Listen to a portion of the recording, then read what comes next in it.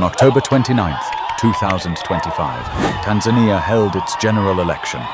The ruling party, Chama Cha Mapinduzi, led by President Samia Suluhu Hassan, declared a sweeping victory, garnering 97% of the votes in 8 out of 272 constituencies tallied early on Thursday. But within days, the country was on fire, as protests broke out across Dar es Salaam, Arusha, Dodoma, and Mwanza. The immediate trigger was the exclusion and detention of key opposition figures. Tundu Lissu, leader of the main opposition party, CHADEMA, who had been arrested earlier in the year on treason charges. Another leading opposition figure, Luhaga Mpina, the presidential candidate for ACT Wazalendo, was disqualified by the Electoral Commission just weeks before the vote. With both men sidelined, many Tanzanians felt the election was never a fair contest. Opposition parties and civil society groups alleged widespread irregularities, from voter intimidation and restricted campaigning to ballot manipulation. International observers and human rights organizations reported that the vote failed to meet democratic standards. When results were announced in favor of President Samia, anger boiled over. Thousands of people poured into the streets, chanting, "Haki! Haki! Justice!" demanding new elections. Protesters tore down posters of the president and lit bonfires across major cities. The government's security response was harsh. Police and military units were deployed. Tear gas filled the air, and witnesses reported the use of live ammunition. According to the opposition party CHADEMA, over 700 people were killed during the crackdown.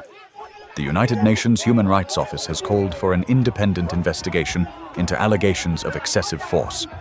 Beyond the immediate unrest, the protests reveal deeper frustrations that have been building for years.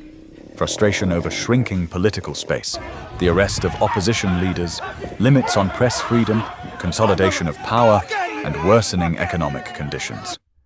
Many young Tanzanians feel democracy has been hollowed out, and that peaceful political change is no longer possible. In short, the Tanzania protests were sparked by a disputed election, but fueled by years of anger over authoritarian rule and unfulfilled promises. Protesters have taken to the streets since Wednesday, angered by the exclusion of President Samia's two biggest challengers from the race, and what they described as widespread repression. Witnesses have said police fired tear gas and gunshots to break up some demonstrations. One Dar es Salaam resident, who asked not to be named for safety reasons, told Reuters a family member had been shot dead outside a hospital when he was mistaken for a protester. Police have imposed an overnight nationwide curfew over the past 2 nights after government offices and other buildings were set ablaze. Internet access has also been disrupted since Wednesday in Tanzania. President Samia has faced opposition from parts of the army and allies of her iron-fisted predecessor, John Magufuli, since she took over upon his death in 2021. Here is what happened. Samia Hassan was the vice president of Tanzania under President John Pombe Magufuli, who was re-elected in October 2020. She had served as his deputy since 2015, making her the first female vice president in Tanzania's history. In March 2021, President Magufuli suddenly died while in office, officially from heart complications. According to the Tanzanian constitution, if the president dies, the vice president automatically becomes president for the remainder of the term. So on March 19, 2021, Samia Hassan was sworn in as Tanzania's 6th president, becoming the first woman to hold the position. When she won the election in 2025, the opposition dismissed it as a sham, an unopposed victory in a race where the outcome was already decided.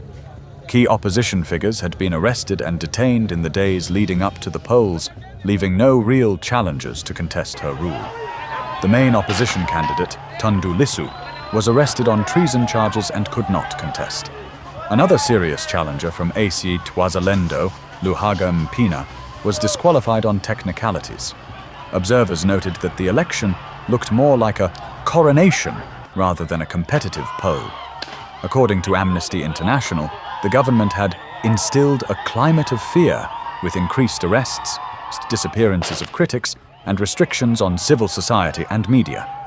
The Electoral Commission were seen as lacking independence. On the election day, there were heavy security deployments, including tanks around Dar es Salaam, and an atmosphere of low turnout. Protests began when young people in Dar es Salaam chanted, "We want our country back," burned a police station and clashed with police. Authorities imposed a curfew and reportedly disrupted internet access nationwide. The ruling party, Chama Cha Mapinduzi, CCM, has been in power since Tanzania's independence, and many citizens viewed the 2025 election as a consolidation of power rather than a genuine democratic contest. Some felt that the new president's earlier image as a reformer had faded, replaced by stronger authoritarian tactics. Thanks for watching this far. Please like and share this video. What did you think? Share your thoughts in the comments.